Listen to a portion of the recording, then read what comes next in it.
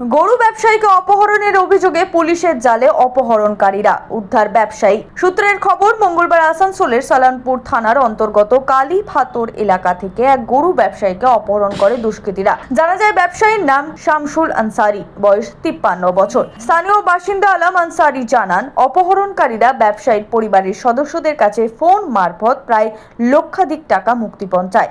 তৎক্ষণাৎ খবর দেওয়া হয় রূপনারায়ণপুর ফাঁড়ির পুলিশকে। ঘটনার তদন্ত শুরু করে রূপনারায়ণপুর ফাঁড়ির পুলিশ।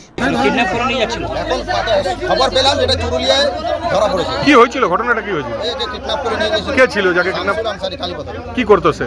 সে গরু ব্যাপারী করতো। কে কিডন্যাপ করেছে কিছু জানা গেছে? সে জানা যায় না কে ছিল, এখন ধরা পড়েছে। এবং এখন সব খবর পেয়ে গেল। আপনারা থানায় জানিয়েছিলেন কিডন্যাপ হয়েছে? থানাতে এসেছিলাম, থানাতে সকাল থেকে আমরা থানাতে। কটার সময় হয়েছে মোটামুটি? ওটা সকাল 7টার সময়। কোন জায়গা থেকে হয়েছে? ওটা ভাঙড়ি পাইপ লাইন হয়েছে। এখন খবর পেয়েছি, ধরেছি চুরুলি।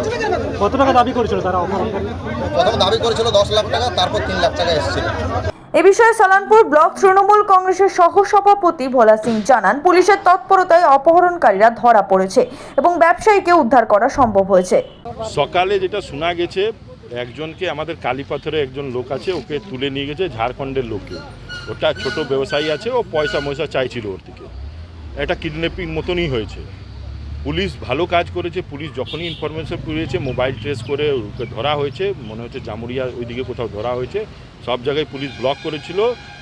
ভালো কাজ করেছে, পুলিশকে ধন্যবাদ জানাচ্ছি কি ভালো কাজ করেছে। ওনার লোকও রিকভারি হয়ে গেছে, আর যে নিয়ে গেছিলো ওরাও ধরা পড়ে গেছে। আর আইনভাত যে কারবাই হবে করা। অপহরণের ঘটনায় রূপনারায়ণপুর পুলিশ ফাঁড়িতে ধৃতদের গাড়ি ভাঙচুর করে তুমুল উত্তেজনা দেখায় স্থানীয় বাসিন্দারা। সঞ্জয় যাদব, 99 নিউজ বাংলা, রূপনারায়ণপুর।